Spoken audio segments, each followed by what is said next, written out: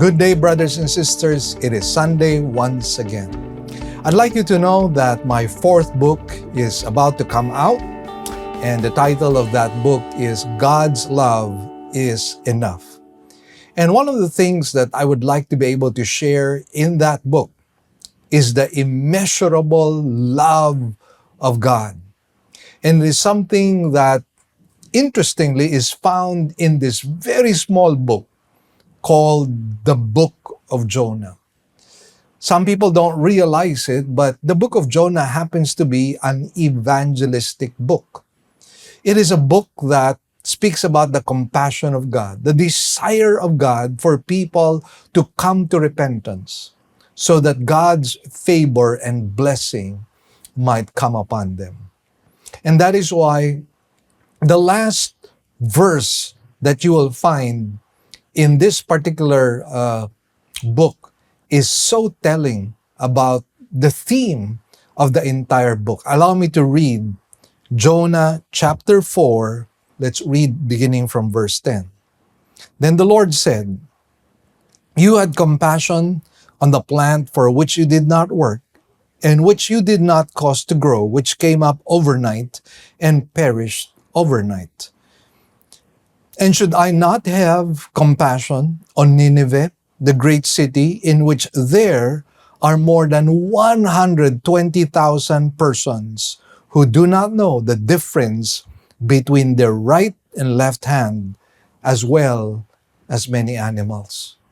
What a revealing statement. Because the compassion of God is found in growing concentric circles. Jonah thought that the love of God was only centered on the nation of Israel. To his surprise, he found out that God loved other nations as well, including wicked Nineveh, wicked Assyria. And herein we find that God's desired will for people is to come to repentance so that they might somehow be redeemed and delivered from the consequences of their own sinfulness. And that is why here we find that God was a God of compassion towards not only the nation of Israel, but towards the nation of Assyria, towards the city of Nineveh, towards the children. And interestingly enough, he includes here the many animals. And herein we find, my dear friends, that the compassion of God is far greater than we can ever imagine. And the greatest display of God's compassion was found at the cross. And that is why we worship. Let's bow our heads and worship the Lord at this time.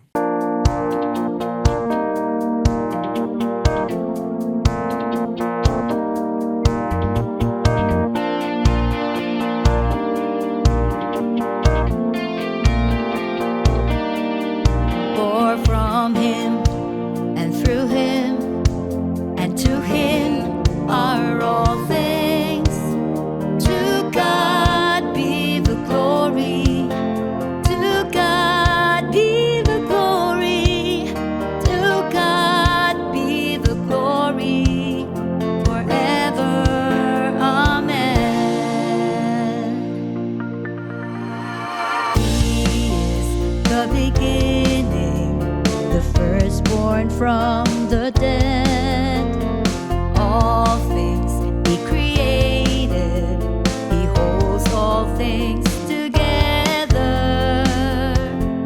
For from Him and through Him and to Him are all things. To God be the glory. To God be the glory. To God be the glory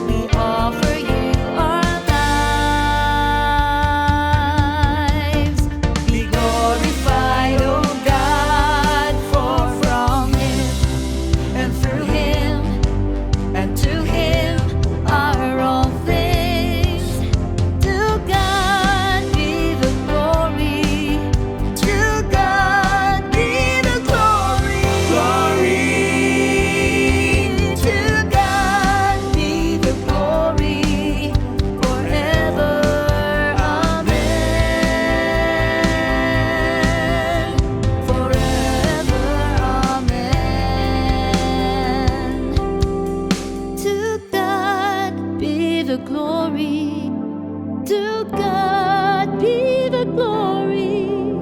To God be the glory forever.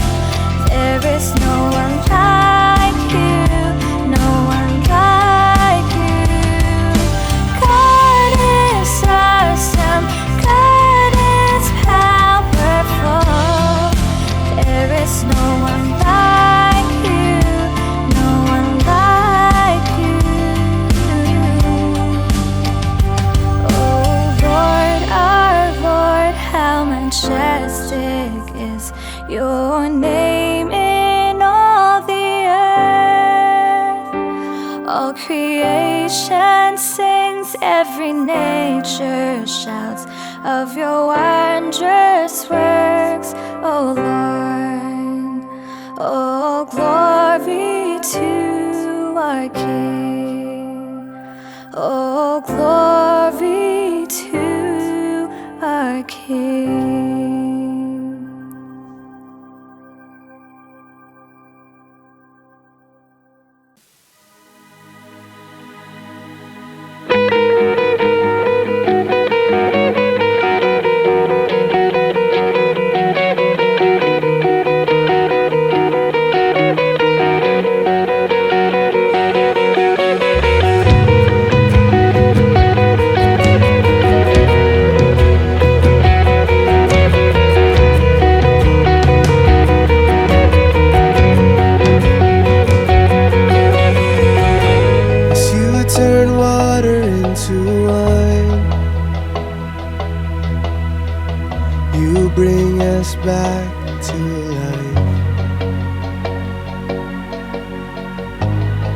as you heal the brokenhearted, you are coming after us. How great, oh how great,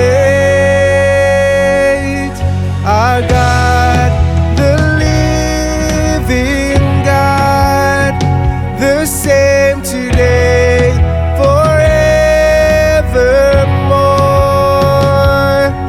Our God, your steadfast love will carry us to where you are. Our God who was and is and always will be, our God.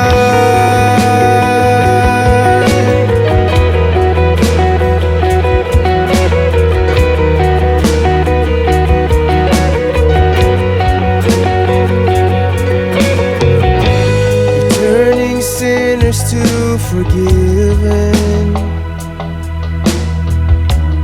by the cross you chose to bear. And as you rose up from the grave, my sins are washed away. How great, oh how great, our God, the living God, the same today, forevermore. Our God, your steadfast love will carry us to where you are. Our God who was and is and always will be.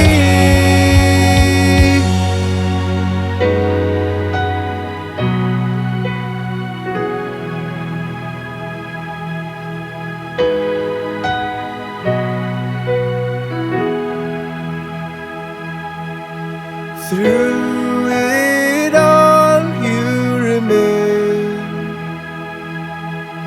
Through it all you stay the same. Through it all you remain. Through it all you stay the same. Through it all you remain. Through it all you stay the same. Through it all you remain. Through it all you stay the same. Oh, our God, the living God, the same today, forevermore. Our God, the living God, the same today, forevermore. Our God, your steadfast love will carry us to where you are. Our God who was and is and always will be. Our God who was and is and always will be. Our God who was and is and always will be. Our God, oh.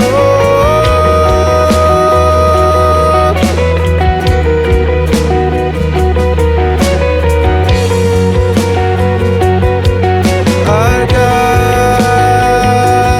oh.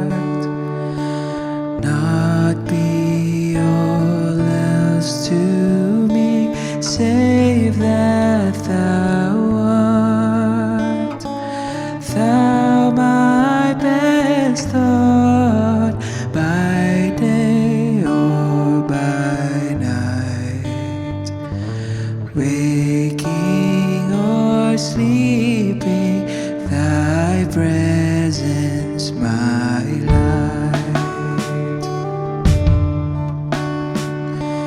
Be thou my wisdom, and thou my true word.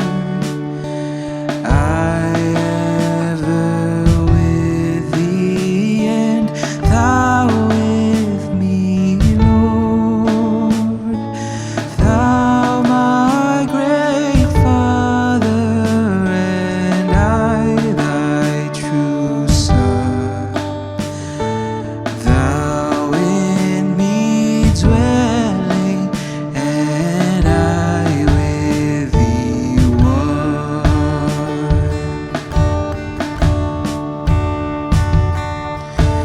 Riches I eat not, nor man's empty praise. Thou mine inheritance, now and always.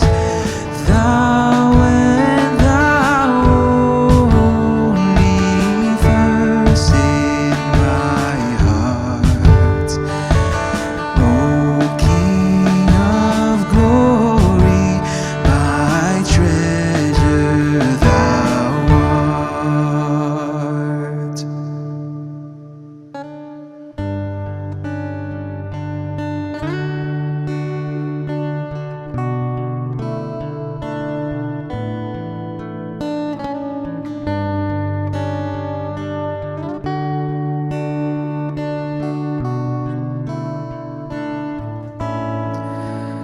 All praise be to thee, source of mercy and grace. All praise be to thee, wisdom, power, and thanks. All praise be to thee, for your love never fails. All praise be to thee, the beginning and end. All praise be to thee, source of mercy and grace. All praise be to thee, wisdom, power, and thanks. All praise be to thee, for your love never fails. All praise be to thee, the beginning and end.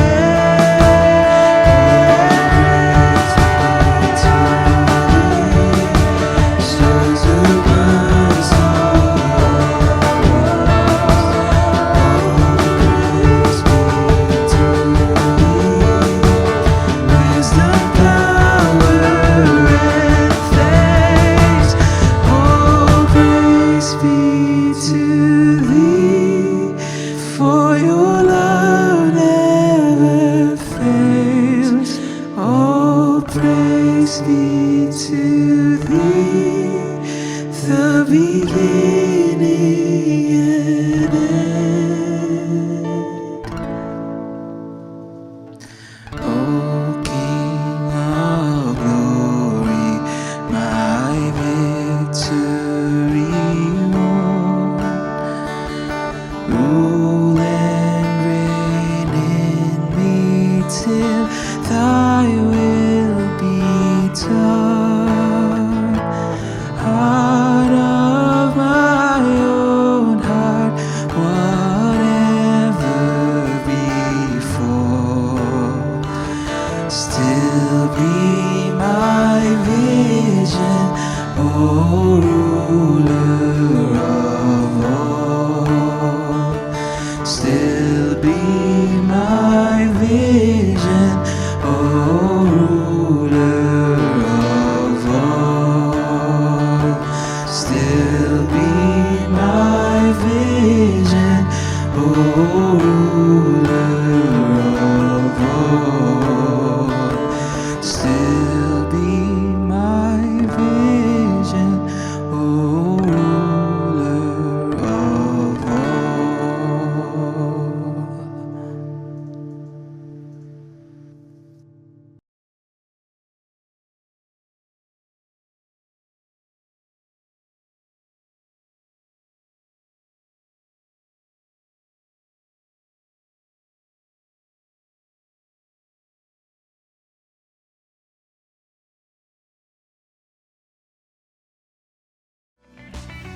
Great news, everyone. We already have 3 weekend services. Every Saturday at 9 a.m. for the Cebuano service, and 2 services on Sundays at 9 a.m. and 4 p.m. for the English services.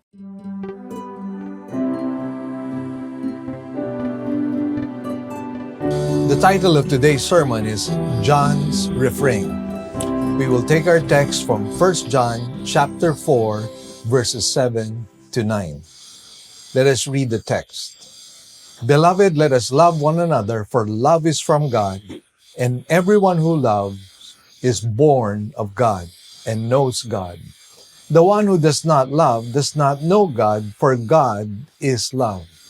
By this the love of God was manifested in us, that God has sent His only begotten Son into the world so that we might live through Him. Let's bow our heads in prayer. Heavenly Father, we thank you once again for this blessed Sunday to be able to study your word. And we pray, Lord, that you might truly illumine the scriptures to us, that we might be able to comprehend it. We pray as well for conviction so that we might be careful to obey and apply the scriptures in our lives. Lord, we give you thanks and praise in Jesus' name. Amen and amen. Now, the familiar phrase that we find here is that phrase, love one another. And so love one another is like a refrain in a song that continues to repeat itself in John's epistle. There is that tradition that is preserved by Jerome, one of the early church fathers. And the story goes, when the apostle became so infirm that he could not preach, he used to be carried to church, and he was content with the exhortation, little children, love one another. When his hearers heard of it, they asked him why he urged this duty so constantly. And his reply was, because it is the Lord's command, and if only this be done, it is enough. So in our passage today, there are 3 things we will talk about in this passage. In verse 7, we will see God, the source of love. In verse 8, we will talk about unraveling the fix, love the measure. And finally, in verse 9, we will talk about God's manifestation of love. So let's unpack this study today and let's talk about God, the source of love, in verse 7. Once again, it says, Beloved, let us love one another, for love is from God, and everyone who loves is born of God and knows God. Now, the walk of Christian should be a continuous walk of love, since love here happens to be in the Greek present tense. So in other words, we're not talking about a one-time act of love or a 2-time act of love. What we are talking about here is a lifestyle of being able to walk in love. And this is what God wants to happen. Our lives should be characterized by this love that God has poured out into our hearts. But you might ask, but what kind of love are we to put on display? Because obviously the world today defines love in so many ways. Love is actually being used by the pedophiles. It is being used by the homosexuals or the gays. It is being used by a lot of people, and they have varying frameworks in relation to love. And so let's talk about love according to the Bible. But before we dive into that, there are 3 basic words for love in the Greek language. The first Greek word would be philia, and another Greek word would be eros, and finally, agape.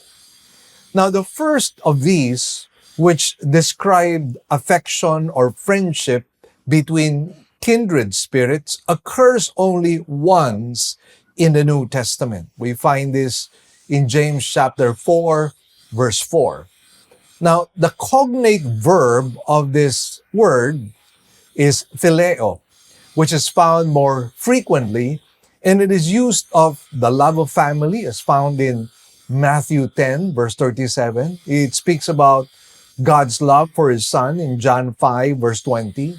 Then it is also used of Christ's love for Lazarus as found in John chapter 11, verse 3.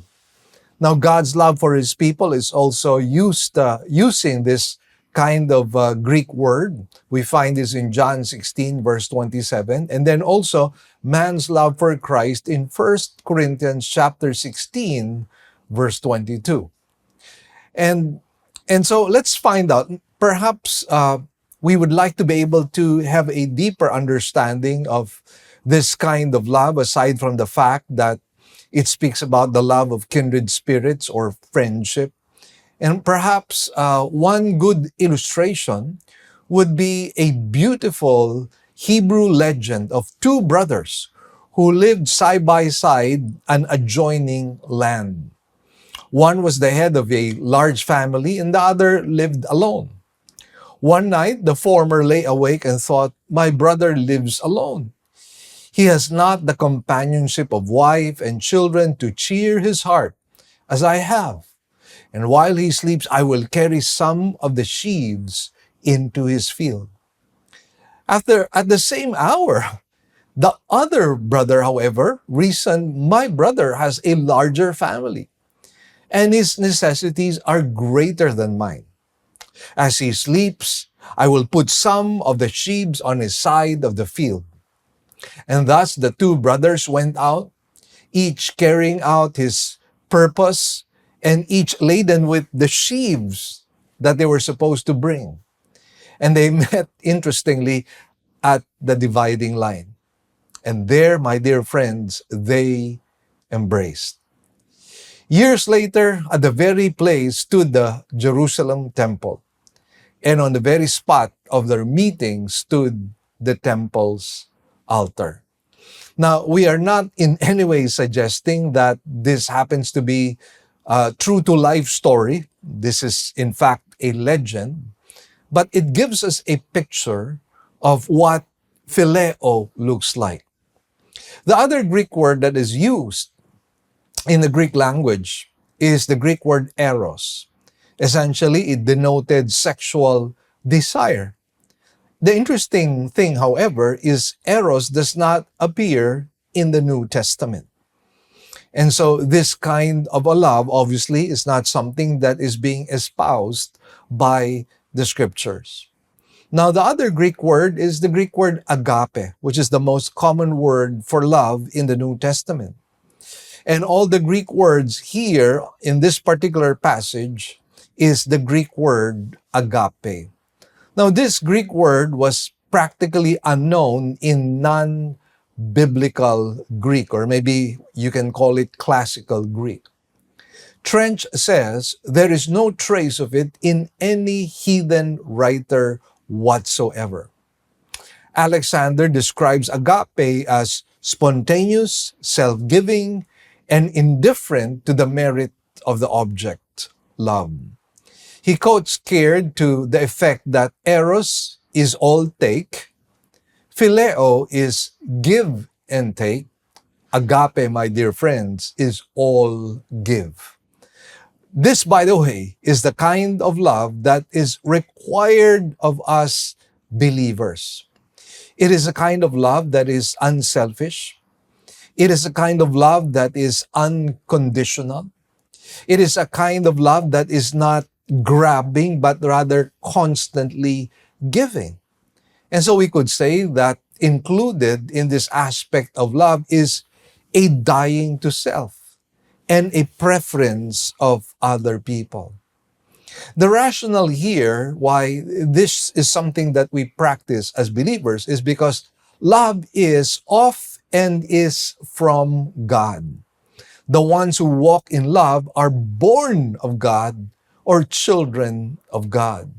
So once again, having this characteristic of agape love is somehow the evidence that we are truly born of God or that we are truly children of God. And that only means that we have the incorruptible seed of God. We have been made partakers of divine nature. And because of this, we are able to demonstrate and apply love in the way that God is able to apply it. So obviously, this is not as a result of any human and natural love that emanates from us. This is something that is supernatural. And most definitely, it comes from God. Now, the word born is in the Greek perfect, and it speaks of an ongoing result of the finished action. This tells us that you cannot be born of God and not have a radically changed life which manifests itself in love.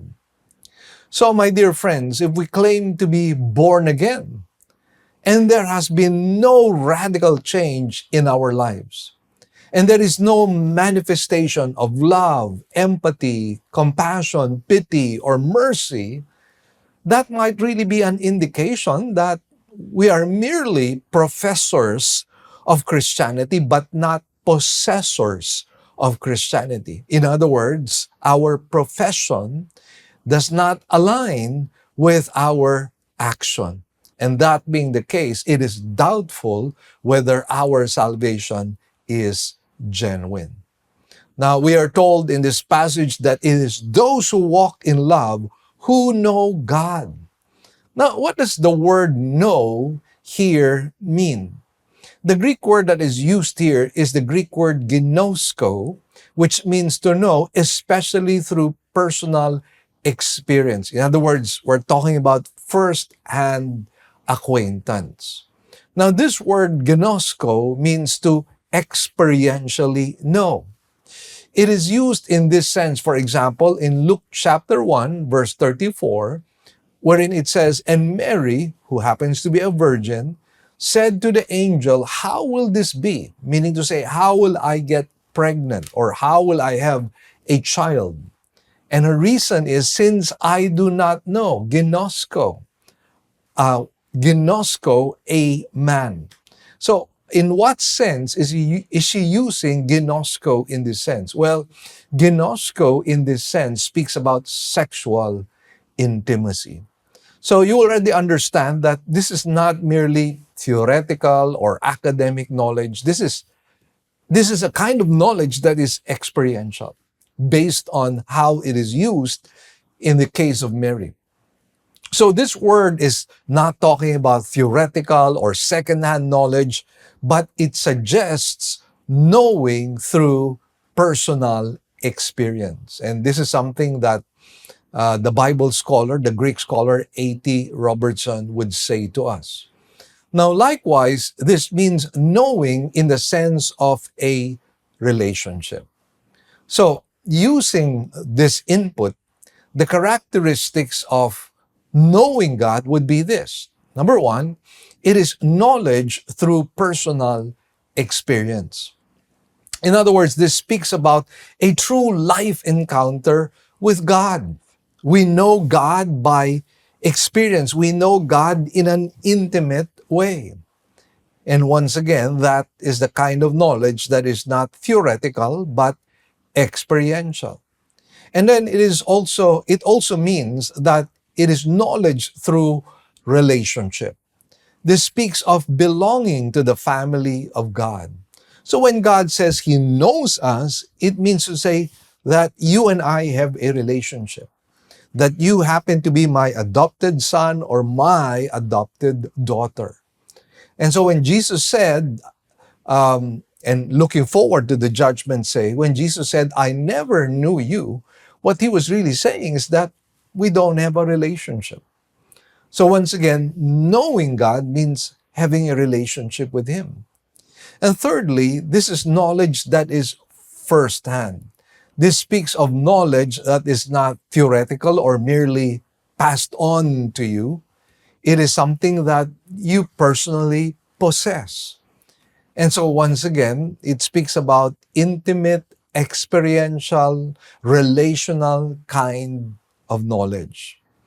Now, I'd like us to note that if we love others, This really means that we know God, meaning that we do have a relationship with Him, that we do have intimacy with Him, and that we do have a personal encounter with Him.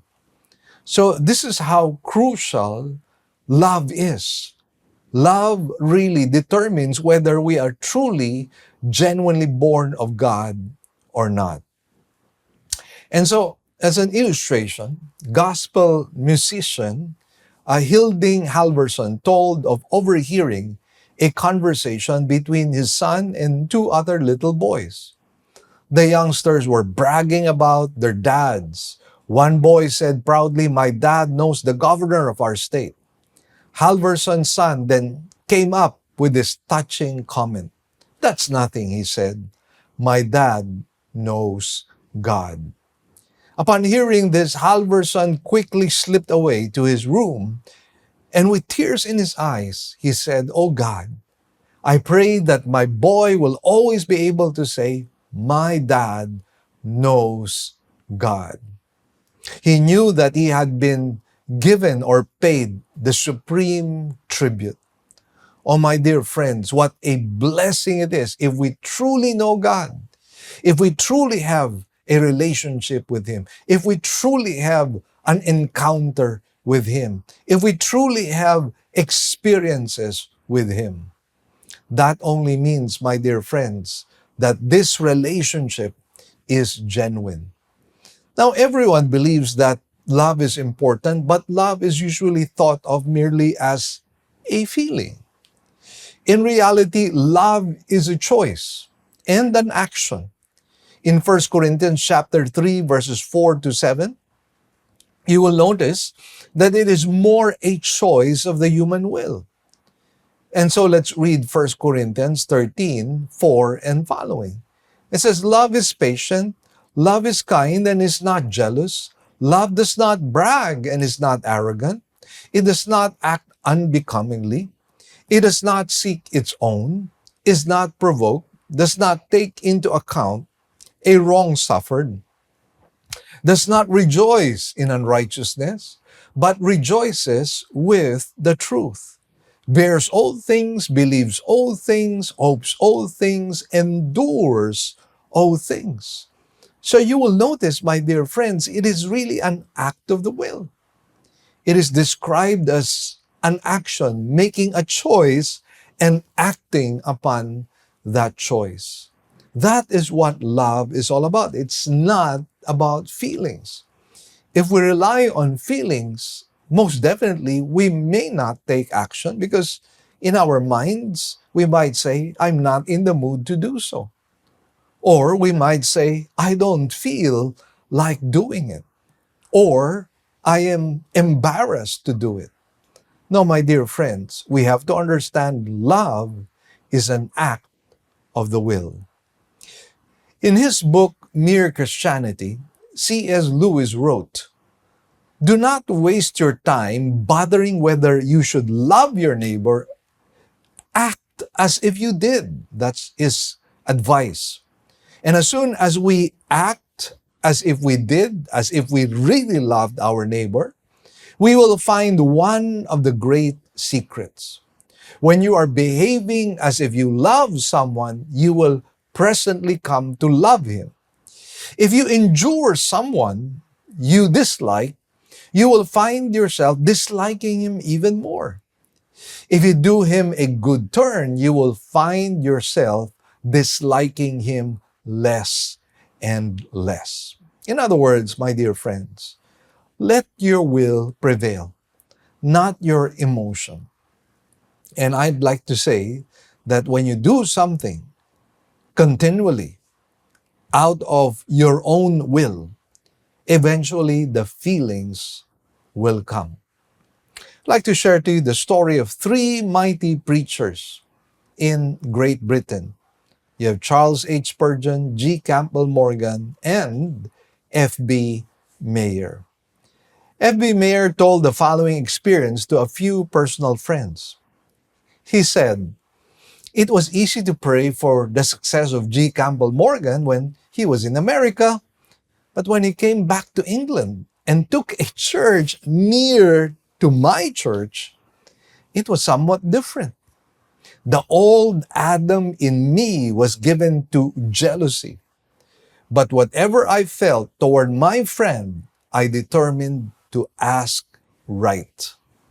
So my church gave a reception for him, and I acknowledged that if it was not necessary for me to preach Sunday evening, I would dearly love to go and hear him preach myself. Well, according to FB Mayor, that made him feel right toward G. Campbell Morgan. And again, the action first, the feelings will follow. But just see how the dear Lord helped me out of my difficulty, he said.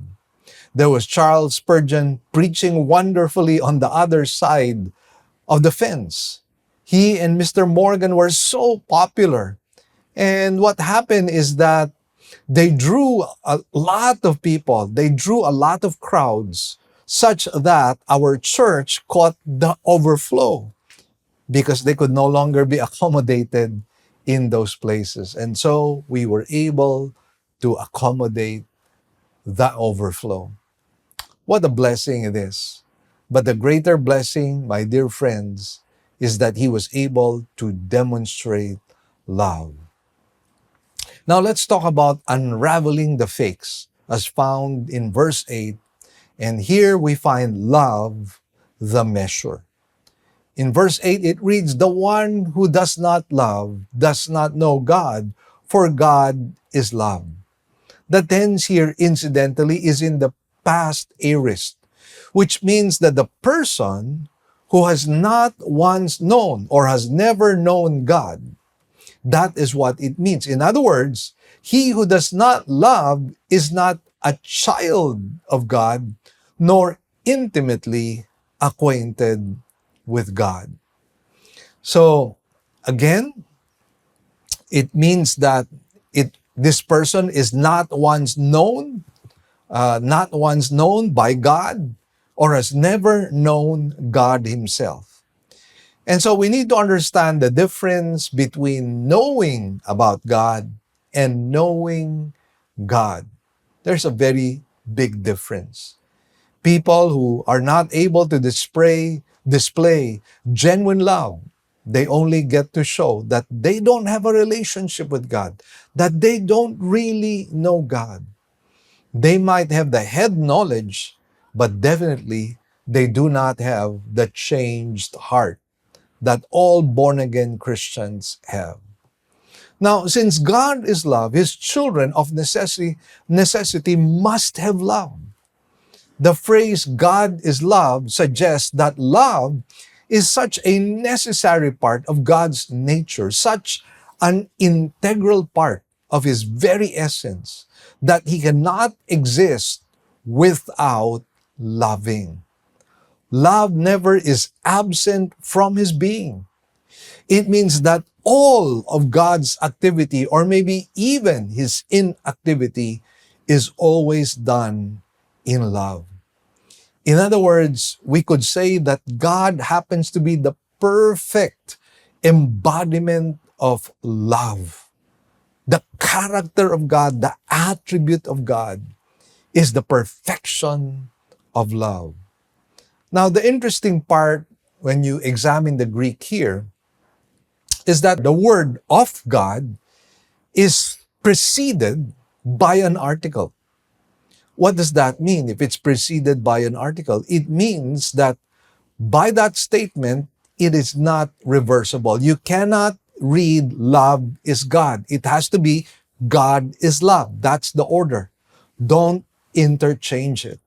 So again, John is saying God is love, not love is God.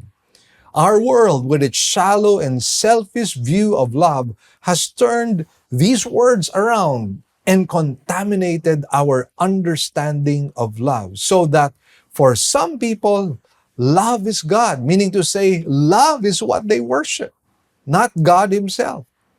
The world thinks that love is supreme and that it is all right to sacrifice moral principles and other rights in order to obtain such love.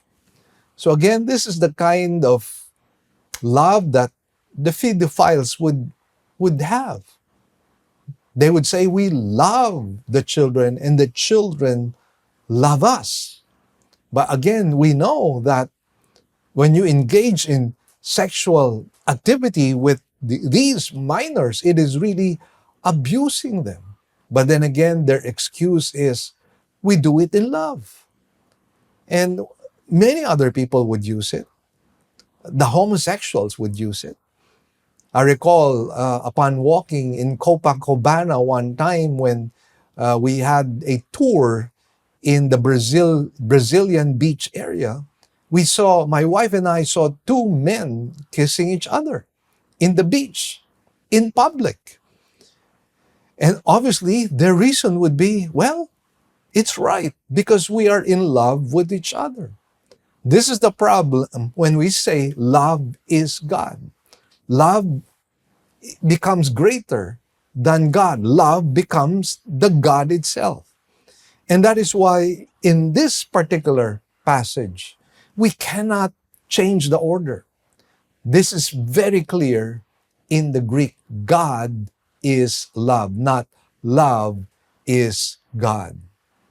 Now, my dear friends, the world thinks that love is supreme and that it is all right to sacrifice moral principles with others' rights in order to obtain such love.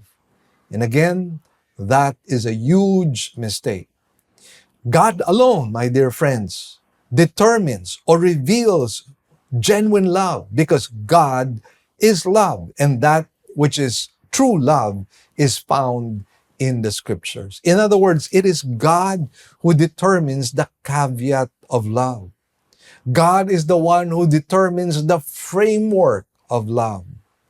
God is the one that determines the boundaries of love. And so love has to align itself with the character of God, with the will of God, for it to be indeed biblical. Now, we go now to verse 9 as we talk about God's manifestation of love. It says in verse 9, by this the love of God was manifested in us, that God has sent His only begotten Son into the world so that we might live through Him. So the proof that the manifestation of this love was demonstrated was when God gave His only begotten Son so that we may have eternal life through Jesus. Now, the phrase only begotten, let's focus on that. Not only did God send His Son, but it was His only begotten Son whom He sent. God, in other words, sent us the greatest gift ever. As John Stott comments, he says, no greater gift of God is conceivable because no greater gift was possible. Jesus Himself is the greatest gift ever. And therefore, what a blessing it is that we have received the person of Jesus and the person who was sacrificed for us, for our redemption, so that we might be able to be saved. Eternal life, by the way, means that we have the God kind of life. And what is the purpose of eternal life? It is so that we might live through Him. In this particular passage, the word live happens to be in the aorist tense, which means the victorious, powerful life of Christ should manifest itself in our lives immediately. And again, that only means one thing, that if we truly have received Christ, then the change has to be immediate in us. Now, when I say immediate, I do not mean perfection, but what I mean is direction. Insofar as we are concerned, if we are truly born again, whereas previously we were running after sin, now we are running away from sin and turning to God. This is how we know we are truly believers in Christ, that we are truly children of God. And once again, we are called upon by God to live for Him and to live through Him. And if we do that, we will be able to portray to the world a very powerful testimony. So if you look at this passage, John's refrain might seemingly be redundant. But my dear friends, it is never boring because in truth, there is so much to learn about love. And in our continuing series, I guarantee you that as we go through other passages that pertain to the same theme, we will be able to see the greater aspects, dimensions of love. Oh, the love of God. It is immeasurable. It cannot be measured by any length, width, height, and depth and width. And thankfully, we have received that love. And as we have been loved, there is also love in return. Let us bow our heads in prayer. Thank you, dear Lord, for today. Thank you for our time of gathering around your word. And we pray that we might be able to display your love towards other people, esteeming them better than ourselves. Lord, thank you for today, and we will be very careful to give you back the glory, praises, and thanks in Jesus' name. Amen and amen. And so today, we will also be celebrating the Lord's Supper. Let's now turn our Bibles to 1 Corinthians chapter 11, 23 and following says, "For I received from the Lord that which I also delivered to you, that the Lord Jesus, in the night in which he was betrayed, took bread, and when he had given thanks, he broke it and said, 'This is my body, which is for you. Do this in remembrance of me.' In the same way, he took the cup also after supper, saying, 'This cup is the new covenant in my blood. Do this as often as you drink it in remembrance of me.'" A little reminder, my dear friends, the celebration of the Lord's Supper is an exclusive celebration. And who are those who can participate in the Lord's Supper? There are those who believe the following: that salvation is not by good works, that salvation is only accomplished through the good work of Jesus Christ in Calvary at the cross. It is also acknowledged that Jesus is the only way, the truth, and the life. No one goes to the Father except through Him. So if you sincerely, genuinely believe that salvation can never be achieved by good works, for the simple reason that what God requires is perfection, then this is one of the beliefs or one of the things that you should acknowledge. Secondly, only Jesus' sacrifice on the cross would be acceptable as the path of salvation for us. Because as the Bible says, without the shedding of blood, there is no remission of sins. And finally, salvation can only come through Jesus Christ. So my dear friends, if you believe in that, then let us partake of the Lord's Supper. Let us pray. Heavenly Father, we thank you and bless you, Lord, for this wonderful day and time.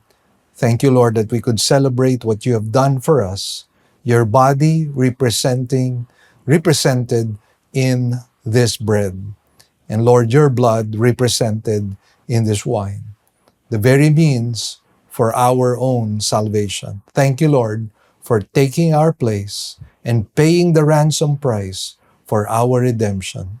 We give you thanks in Jesus' name. Amen. Let's partake of the bread and the wine.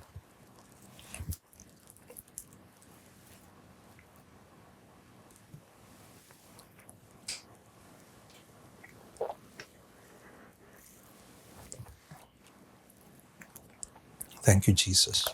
Thank you, Lord. Lord, we thank you once again that we could gather around your word and celebrate the Lord's Supper. Indeed, Lord, you have blessed us beyond measure. Whatever has been achieved today, you deserve the glory and the glory alone. In Jesus' name, amen. God bless you, my dear friends. So please continue to like, subscribe to our YouTube channel, our Facebook page, and even our TikTok account. Thank you for joining us. Please don't forget as well that we are on Nationwide TV and Nationwide Radio. God bless you. Good news, brothers and sisters. Our radio program will now be heard nationwide through FEBC radio stations. As an added bonus, all Living Word original songs will likewise be aired as well. So, if you would like to listen to our radio program, we're coming out in the following stations. 702 DZAS AM, broadcasting from Pasig every Sunday, 11 a.m. to 11:30 in the morning. We're also coming out from 104.3 DWAY FM from Legazpi. This is also every Sunday from 10 to 10:30 in the morning. And for those of you in Tacloban, we're coming out from 97.5 DYFE FM every Monday from 11:30 in the morning to 12 p.m. For those of you in Zamboanga, we are coming out from our station in 1116 DXAS AM every Sunday from 11:30 to 12 p.m. Also, for those of you in Davao, we're coming out from 1197 DXFE AM every Sunday from 2 o'clock in the afternoon to 2:30 p.m. For those of you in Coronadal, we're also coming out from station 1062 DXKI AM every Saturday from 8 to 8:30 p.m. And for those of you in Cagayan de Oro, we're coming out from 103.3 DXJL FM every Sunday from 8 to 8:30 p.m. And for those of you from Metro Cebu, we're coming out from 98.7 DYFR FM every Saturday and Sunday from 8 to 9 p.m. Please tell your friends about this and tune in to our radio program. Let us pray that God might use this radio program to become a blessing to as many people as possible. God bless you all. Great news, everyone. We already have 3 weekend services every Saturday at 9 a.m. for the Cebuano service and 2 services on Sundays at 9 a.m. and 4 p.m. for the English services. We'd also like to thank our partners, our members who have been consistently giving to partner with us in the work of the Lord. We'd like to share our giving channels to those who would like to partner with us in the work of the Lord. You can deposit your love offerings to the following banks. Banco de Oro. Account name is LWCCCII. The account number is 001-000-60800. We also have a BPI account. Account name is Living Word Christian Ministries, Cebu Incorporated. Account number is 1021023481. Finally, we have RCBC. Account name is LWCCCII. Account number is 14520052886. To give via GCash, just follow these simple steps. From your GCash app, click Bank Transfer. In Bank Transfer, click the BDO icon under Select partner banks. Enter the amount, enter the name LWCCCII, and account number 001-000060-800, and send the receipt to office@livingword.ph. Then click Send Money. You may also send your love offerings and donations online through our website. Go to www.livingword.ph and click Give, and then a dialog box comes out of it. Kindly click on your giving preferences. Thank you, and God bless.